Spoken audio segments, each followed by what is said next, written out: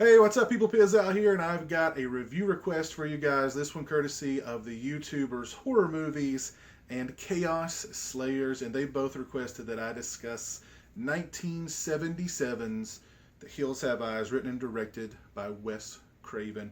And this was, of course, Wes Craven's follow-up to Last House on the Left, which I did a review request of several years ago. I'll put a link to that video somewhere around here. Go check it out. But whenever I think of The Hills Have Eyes, I think of Last House on the Left. When I think of Last House on the Left, I think of Hills Have Eyes. I think those two movies are really cut from the same cloth. Thematically, and also I think both of them are kind of victims of their own reputation. I think their reputations build them up to be better movies than they are. And I went into more detail on that with The Last House on the Left. So go check out that video for a deeper explanation of that.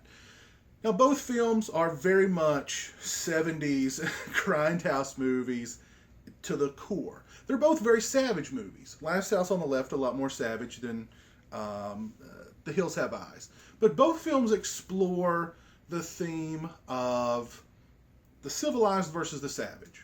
And in order for the civilized to outdo the savage, they have to become more savage than the savages. And I think that's cool. I think that's a cool theme that both these films explored. And I actually think Wes Craven did a better job exploring that with The Hills Have Eyes than really with Last House on the Left. But The Hills Have Eyes is a story of a family. They're traveling cross country to California. They decide to take a detour through the middle of the desert to go visit a mine. Doesn't matter. They get stranded in the middle of the desert.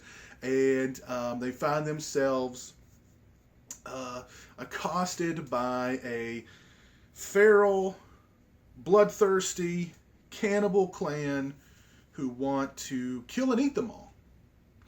And the film is loosely based on actual events that took place in, I believe, Scotland in the 1400s of this feral cannibal family that lived out in the middle of nowhere. And, passers-by they killed and ate. So Wes Craven read about that and said, hey, this sounds like a pretty darn good movie. And The Hills Have Eyes, to me, it's not a movie that I necessarily love. It's not a movie that I even fret kind of calling it a classic, although part of me feels like it is a classic, part of me kind of doesn't, which isn't to say that I don't like the movie. I do like the movie. However, I think its biggest flaw is really its greatest strength, and that is the cannibal family are really the most interesting characters in the film, and really, they're the villains, they're the antagonists. However, I'd kind of prefer just watching a movie about them. They have their own, each member of the family has their own unique personality, which I believe they're either the Coopers or the Carters, the civilized family in the movie, don't really feel that way, to me at least. The Carter family all feel kind of interchangeable. The cannibal family don't. The cannibal family seems to have this, hierarchy. They have their own sort of, unique little quirks, and their names. They're named after planets Pluto and Mars and Papa Jupiter. I remember those names. I don't remember any of the names from, the Carter family. So I like this movie for, the Cannibal Clan. I think the Cannibal Clan, they have a lot of similarities to the Sawyer family in Texas Chainsaw Massacre. There's a lot of similarities between The Hills Have Eyes and the Texas Chainsaw Massacre. Wes Craven wanted The Hills Have Eyes to be kind of an homage to Texas Chainsaw Massacre. And you can see that several instances in the film. As a matter of fact, Bob Burns, who was the production designer on Texas Chainsaw Massacre, was also the production designer on this film. And the ending, that very abrupt ending, is very much Texas Chainsaw Massacre-ish. But I think, The Hills Have Eyes is unique enough and good enough to sort of really stand on its own. It doesn't really come off to me as a Texas Chainsaw Massacre ripoff, homage, whatever you want to call it. It's definitely a step up from The Last House on the Left just from a filmmaking standpoint. This was Wes Craven becoming a better filmmaker. Not just a better filmmaker, but a better writer. Now, granted, it seems like a lot more emphasis was put on the Cannibal family than the Carter family, who, honestly, a lot of the film, they just kind of annoy me. I think my favorite members of the Carter family are actually the dogs, the German Shepherds, Beauty and Beast. I think they're my favorite members of the Carter family. Again, back to the Cannibal family, Michael Berryman. There he is on my Wes Craven tribute shirt. He is the face of The Hills Have Eyes, perfectly cast. It's like he was born to play Pluto in this movie. He's all over the poster. He's all over the DVDs, the Blu-rays, the shirts. He is The Hills Have Eyes. He has a condition where I don't believe he can sweat. He can't produce hair and I think nails. So he has this, and I don't mean to sound mean, this oddly unique look.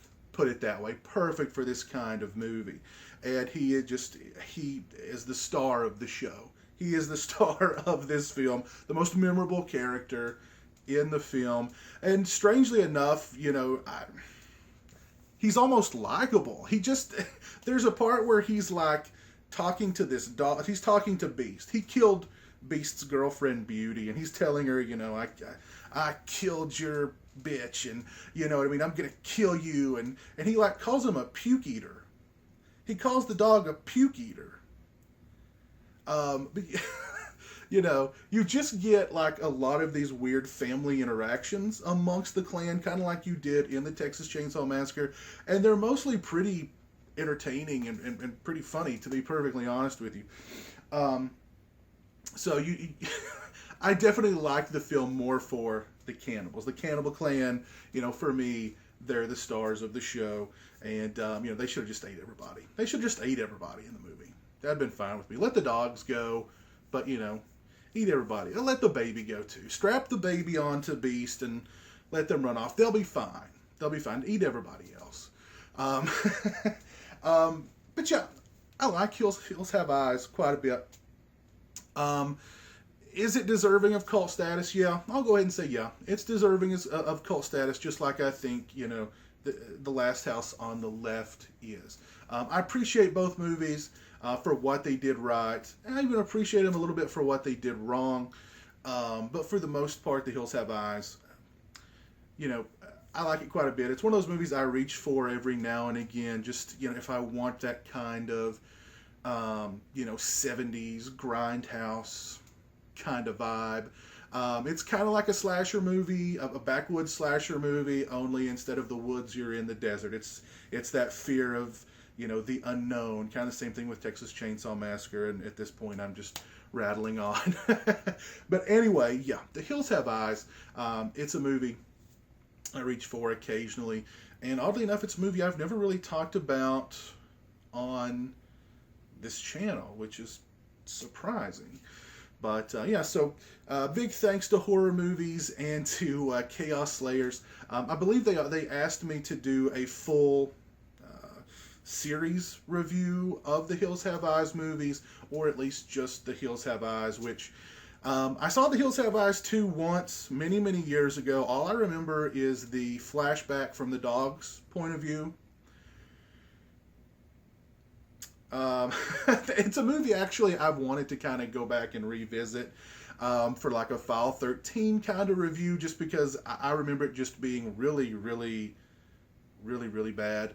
The remake to Hills Have Eyes, I know a lot of people actually prefer the remake to the original.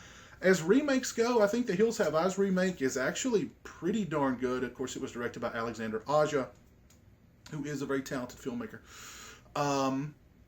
Still, give me the original. I'll take the original any day over the remake. But as remakes go, the Hills Have Eyes remake, I do think is pretty darn good. I've not seen the sequel to the remake in its entirety. I've seen little bits and pieces here and there on like the Sci-Fi Channel and stuff. What I've seen, I really didn't care too much for, and I really see no reason to watch it. So I probably will not. Anyway, hope you guys out there enjoyed the video. Again, thanks to Chaos Slayers and Horror Movies. I hope you guys enjoyed the video. Yeah, as always, thanks a lot for watching. I appreciate it. Take care, and until next time,